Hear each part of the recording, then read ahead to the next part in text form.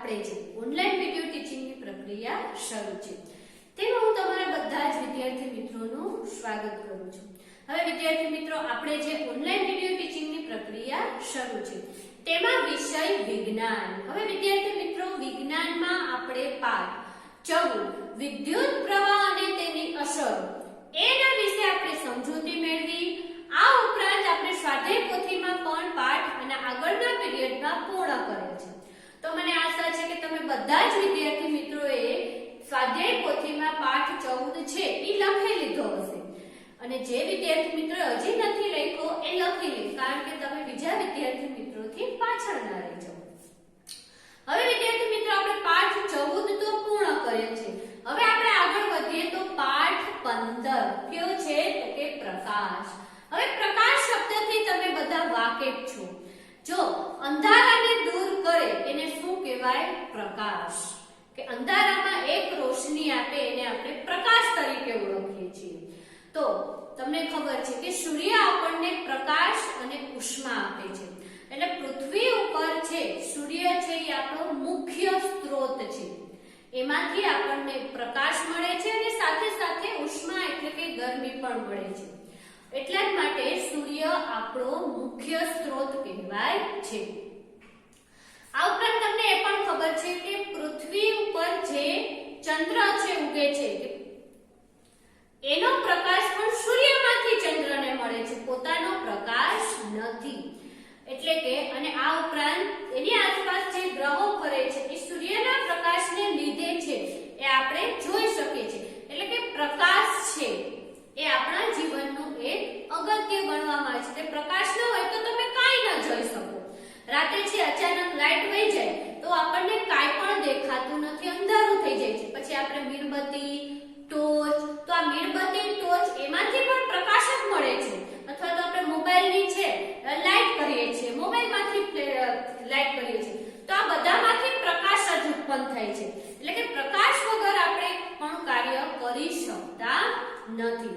તો વિદ્યાર્થી મિત્રો, ચાલો આજે આ પીરિયડમાં આપણે પ્રકાશ વિશે થોડું વધારે ડિટેલમાં સમજીએ। તો કે અહીંયા આપ્યું છે તમને પેજ નંબર 174 ઉપર, ઓરડાની અંદર સાંકડા ખુલ્લા ભાગમાંથી છિદ્રમાંથી પ્રવેશતા પ્રકાશના કિરણો તમે ક્યારેક જોયા હશે। એ એમ કે છે કે ઓરડાની અંદર એક નાનકડો માની લો એક તમારો દરવાજો છે, દરવાજામાંથી એક નાનકડા કાણામાંથી તમે અંદર પ્રકાશ આવતો ક્યારેક જોયો હશે। તો વિદ્યાર્થી મિત્રો, તમે ક્યારેક પ્રકાશ જોયો હોય તો જોજો, એ હંમેશા સીધી દિશામાં ગતિ કરે, પણ જો એની ગતિમાં તમે વચ્ચે કંઈક અવરોધ નાખો એટલે તરત એ પોતાની દિશા બદલી નાખે છે। શું કરે છે? પોતાની દિશા બદલે છે।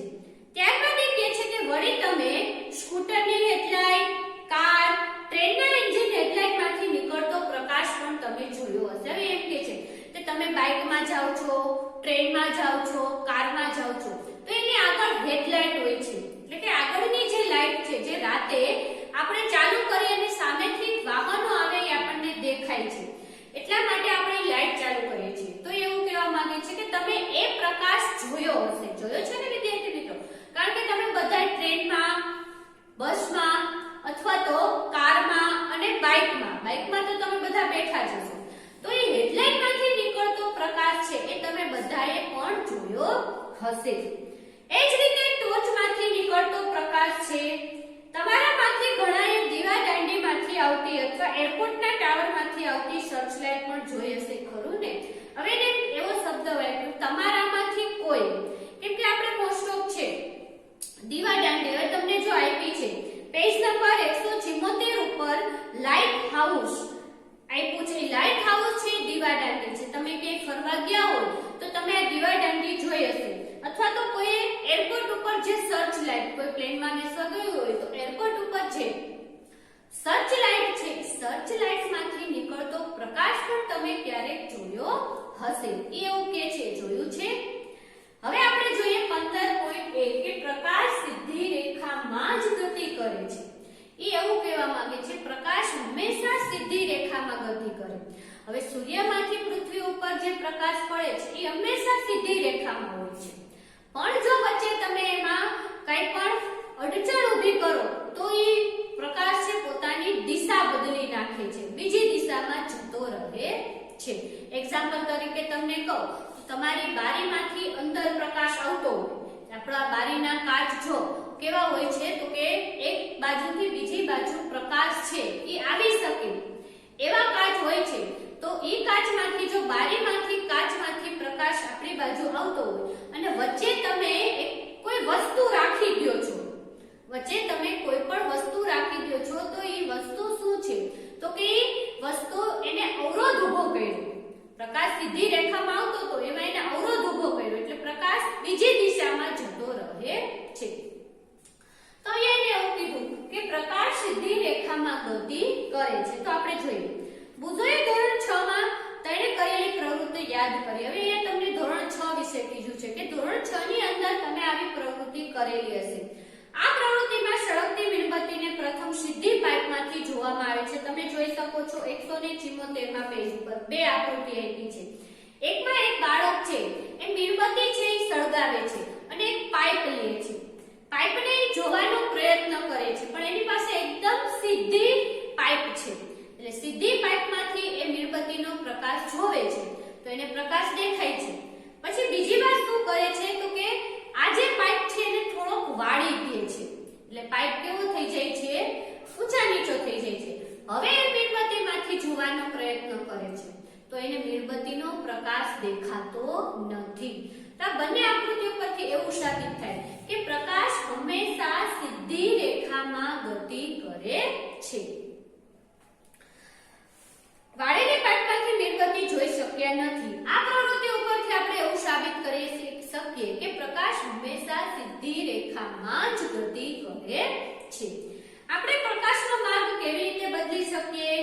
જ્યારે પ્રકાશ સીધી લીસી પોલિશ કરેલી સપાટી પર ચળકતી સપાટી પર થાય ત્યારે શું થાય છે? હવે એને પ્રશ્ન કર્યા કે આપણે આ પ્રકાશ છે એનો માર્ગ કેવી રીતે બદલી શકીએ અને ચળકતી સપાટી ઉપર પ્રકાશ કેવી રીતે પડે છે એના વિશે આપણે આગળ જોઈએ। તો એમાં આપ્યું છે 15.2 પ્રકાશનું પરાવર્તન એટલે પ્રકાશ કેવી રીતે પરાવર્તન થાય છે। તો પ્રકાશનો માર્ગ બદલાવાની એક રીતમાં પ્રકાશને ચળકાટ સપાટી પર પડવા દેવામાં આવે છે। ઉદાહરણ તરીકે ચકચકતી સ્ટીલની પ્લેટ અથવા સ્ટીલની ચમચી પ્રકાશની દિશા બદલી નાખે છે। હવે આ પ્રયોગ તમે ઘરે પણ કર્યો હશે, ક્યારેક તમે ફ્રી બેઠા હોય તો ક્યાંક પ્રકાશ આવતો હોય ત્યાં તમે સ્ટીલની ચમચી અથવા તો સ્ટીલની પ્લેટ રાખો એટલે એનું ચાંદરડું છે સામેની ભીંત ઉપર પડે। તમે આવું જોયું હશે ઘણીવાર, તમે મને ખબર છે ક્લાસમાં છે જે છેલ્લે બેઠા હોય એને સૂર્યનો પ્રકાશ બારીમાંથી ક્લાસની અંદર બેન્ચ ઉપર પડે પછી એને પોતાની ઘડિયાળ હોય છે તો એ સૂર્યના જે કિરણ પોતાની ઘડિયાળ ઉપર પડે છે એ ઘડિયાળ ઉપરથી આખા ક્લાસમાં આમ કરે એટલે એનું ચાંદરડું પડે છે। તો એને શું કર્યું તો કે એને પ્રકાશની દિશા બદલાવી નાખી। પ્રકાશ જે બેન્ચ ઉપર આવતો તો એ બેન્ચ ઉપર એને હાથ રાખ્યો કે જ્યાં એની ઘડિયાળ હતી, ઘડિયાળ ઉપર પ્રકાશ પડે છે, લીસી કાચની સપાટી પર પ્રકાશ પડે છે અને પ્રકાશ પોતાની દિશા છે એ સામેની ભીંત ઉપર ચાંદરડા તરીકે બતાવે છે। તો આવી રીતે પણ તમે પ્રકાશની દિશા છે બદલાવી શકો છો। અહીંયા એને એમ કીધું કે તમે સ્ટીલની ચમચી અથવા તો સ્ટીલ છે એ ડીશ પણ પ્લેટ પણ લઈ શકો છો અને તમે આવી રમતો કરી પણ હશે, મને ખબર છે કે તમે ક્લાસમાં અથવા તો ઘરે સ્ટીલની ચમચી અથવા સ્ટીલનું કોઈ પણ એક વાસણ લઈ પ્લેટ લઈ અને તમે આ રમત કરેલી હશે। પાણીની સપાટી પર પણ અરીસા તરીકે વર્તે છે, તે પ્રકાશનો પથ બદલી શકે છે। તમે વૃક્ષ અને બિલ્ડિંગનું પ્રતિબિંબ પાણીમાં ક્યારે જોયું છે ખરું?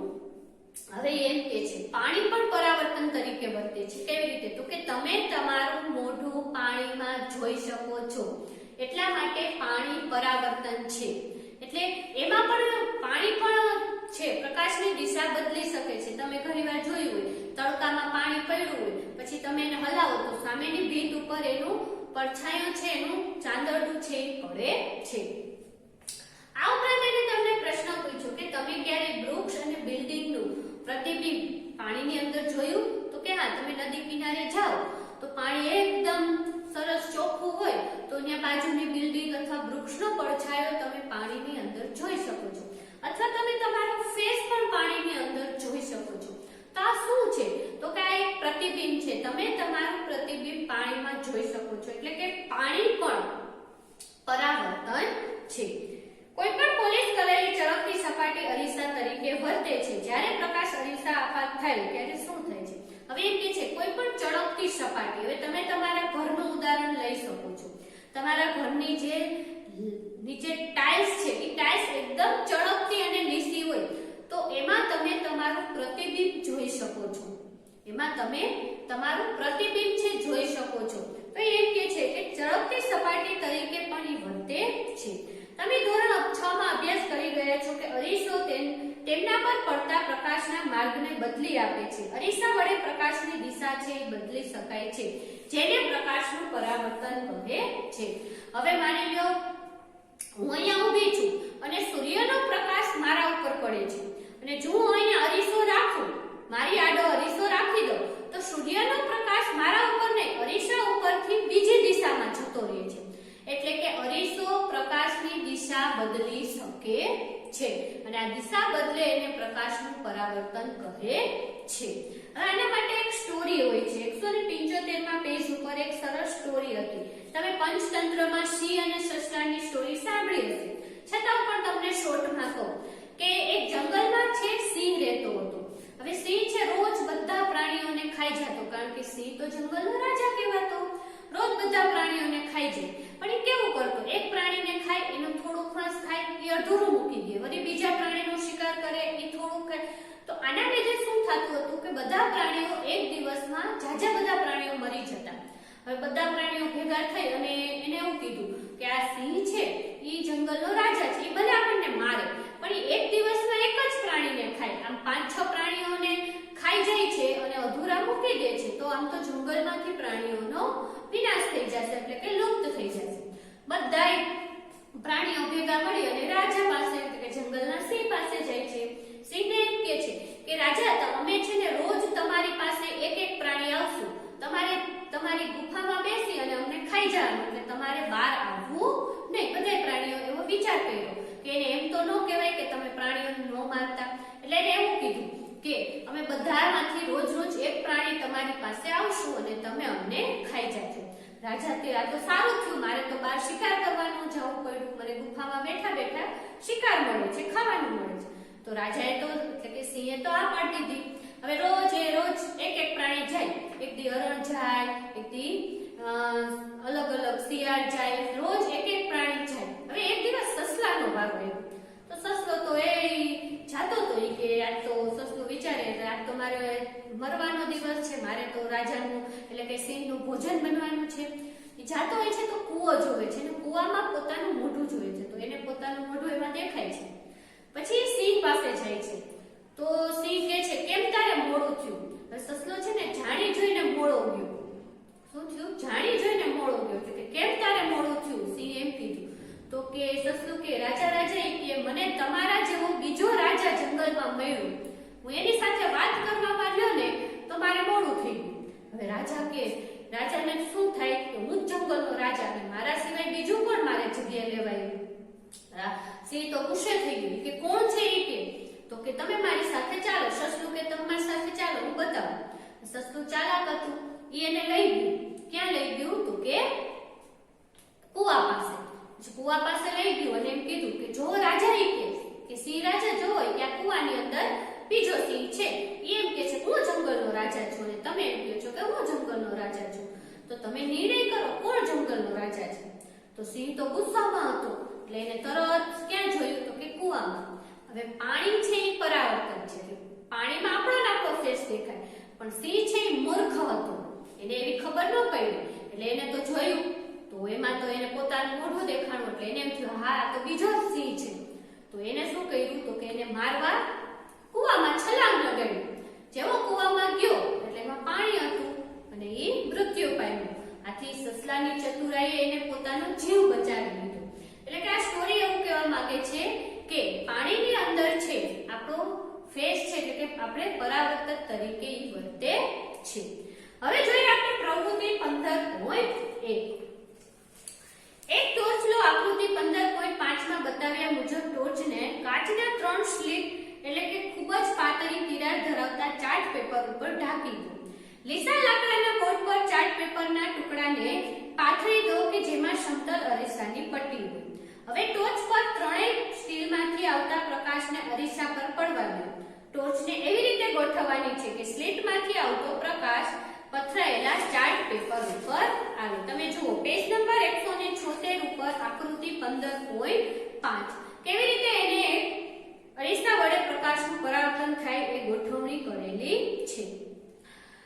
અરીસાને એવી રીતે ગોઠવો કે ટોચમાંથી આવતો પ્રકાશ છે કોઈ ખૂણો બનાવતું આપાત થાય. શું અરીસો તેના પર પડતા પ્રકાશની દિશા બદલી શકે છે? તો કે હા. જો વિદ્યાર્થી મિત્રો તમે આકૃતિમાં જોઈ શકો છો કે અરીસાએ પ્રકાશની દિશા બદલી નાખી છે. હવે ટોર્ચને તેની સ્થિતિમાંથી સહેજ આજુબાજુ હલાવો. તમને પરાવર્તક પ્રકાશની દિશામાં કોઈ ફેરફાર દેખાણો? તો કે હા, ફેરફાર દેખાય છે. પરાવર્તિત પ્રકાશની દિશામાંથી અરીસા તરફ જુઓ. અરીસામાં સ્લિટર દેખાય છે. આ સ્લિટનું પ્રતિબિંબ છે જે તમને અરીસામાં દેખાય છે. તો આ પ્રવૃત્તિ બતાવે છે કે સમતલ અરીસા વડે પ્રકાશનું પરાવર્તન કેવી રીતે. સમતલ એટલે કે એકદમ લીસો અરીસો. અરીસા વડે પ્રકાશનું પ્રતિબિંબ કેવી રીતે થાય એના વિશે આપણે પ્રવૃત્તિ 15.1 માં જોયું કે અરીસા સામે તમે પ્રકાશ ફેંકો એટલે એ પાછો બીજી દિશામાં શું થાય છે?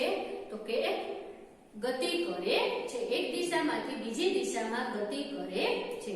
તો ચાલો હવે આપણે અરીસા વડે મળતા પ્રતિબિંબ સાથે થોડી વધુ રમતો કરીએ. હવે એને પ્રવૃત્તિ 15.2 કીધું કે સૌપ્રથમ તમે ઊભા મૂકેલા સમતલ અરીસાની સામે સળગતી મીણબત્તી રાખો. તમે જુઓ 15.6 ની આકૃતિ જુઓ. ત્યારબાદ મીણબત્તીની જ્યોતને જોવાનો પ્રયત્ન કરો. તમને એવું દેખાતું હશે કે સળગતી મીણબત્તી અરીસાની પાછળ છે, પણ હકીકતમાં એ અરીસાની આગળ હોય છે. અરીસાની પાછળના ભાગમાં દેખાતી મીણબત્તી અરીસાની આગળ તમે ગોઠવેલી મીણબત્તીનું પ્રતિબિંબ દેખાય છે. એમાં એનું પ્રતિબિંબ દેખાય છે. અરીસાની સામે મીણબત્તીને જુદા જુદા સ્થાને ગોઠવો અને દરેક દિશામાં જુઓ. તમને મીણબત્તીનું કેવું પ્રતિબિંબ મળે છે? શું દરેક દિશામાં મીણબત્તી સીધું જ કરે છે? આવા પ્રતિબિંબને સીધું પ્રતિબિંબ કહે છે. સમતલ અરીસા વડે મળતું પ્રતિબિંબ સીધું તથા તેના જેટલું જ હોય છે. અહીંયા એક સાબિત થાય છે અને વિકલ્પ છે કે હંમેશા સમતલ અરીસા વડે મળતું પ્રતિબિંબ સીધું જ હોય છે. કેવું હોય છે? સીધું. તમારે અંડરલાઈન કરવી હોય તો કરજો કે સમતલ અરીસા વડે મળતું પ્રતિબિંબ સીધું અને તેના જેટલું જ હોય છે. તેનાથી નાનું મોટું હોતું નથી. અરીસાની પાછળના ભાગમાં ઊભો પડદો ગોઠવો અને મીણબત્તીનું પ્રતિબિંબ મેળવવાનો પ્રયત્ન કરો. શું પડદા પર મીણબત્તી નું પ્રતિબિંબ ઝીલી શકાય છે? હવે પડદાને અરીસાની આગળના ભાગમાં ગોઠવો અને આ જ પ્રયોગ ફરીથી કરો. તમે જોઈ શકો કોઈ પણ કિસ્સામાં પડદા પર મીણબત્તીનું પ્રતિબિંબ મેળવી શકાતું નથી. હવે એમ કહે છે કે મીણબત્તીનું પ્રતિબિંબ એક પડદા પર લ્યો. તમે પેલા અરીસાની આગળ પડદો રાખો, અરીસાની પાછળ રાખો. શું તમને એનું પ્રતિબિંબ છે એ પડદા પર ઝીલી શકાય છે? તો કે ના. અહીંયા એવું સાબિત થાય છે વિદ્યાર્થી મિત્રો કે સમતલ અરીસા પર સમતલ અરીસાનું પ્રતિબિંબ એટલે કે મીણબત્તીનું પ્રતિબિંબ પડદા પર ઝીલી શકાતું નથી. અને સમતલ અરીસા પર પડતું પ્રતિબિંબ હંમેશા સીધું હોય છે અને તેના જેટલું જ પ્રકાશ છે એટલે કે એના જેટલું જ પરિણામ હોય છે. જેવડી મીણબત્તી મૂકી છે એવડી જ હોય છે, નાની મોટી હોતી નથી. આ રે સમતલ અરીસાની વાત. તો વિદ્યાર્થી મિત્રો આપણે 15.2 અને 15.1 બંને પ્રવૃત્તિ જોઈ. 15.1 માં આપણે શું જોયું? તો કે અરીસો છે એ પ્રકાશની દિશા બદલી શકે છે. આવતો પ્રકાશની સામે તમે અરીસો મૂકો તો એની દિશા બદલી નાખે છે. અને બીજામાં આપણે જોયું કે સમતલ અરીસો છે સીધી રેખામાં જ છે પ્રતિબિંબ કરે છે અને તેના જેટલું પરિણામ આપે છે. તો વિદ્યાર્થી મિત્રો આપણે આ પીરિયડની અંદર પાઠ 15 પ્રકાશમાં પ્રકાશ સીધી રેખામાં ગતિ કરે છે એનો પ્રયોગ જોયો કે તમે સીધી પાઇપમાંથી મીણબત્તી જુઓ અને આડી પાઇપમાંથી એટલે કે થોડીક વળેલી પાઇપમાંથી જુઓ. તો કે સીધી જે પ્રકાશની છે લાઈટ સીધી પાઇપમાંથી તમને પ્રકાશ દેખાય છે. તો સાબિત થાય કે પ્રકાશ સીધી રેખામાં ગતિ કરે. ત્યારબાદ જોયું પ્રકાશ પ્રકાશનું પરાવર્તન, અને જેમાં મેં એક સ્ટોરી પણ કીધી કે પ્રકાશ છે એનું પરાવર્તન થાય છે, ઉપરાંત પાણી પણ પરાવર્તન તરીકે વર્તે છે, એટલે કે એમાં પણ આપણે પ્રતિબિંબ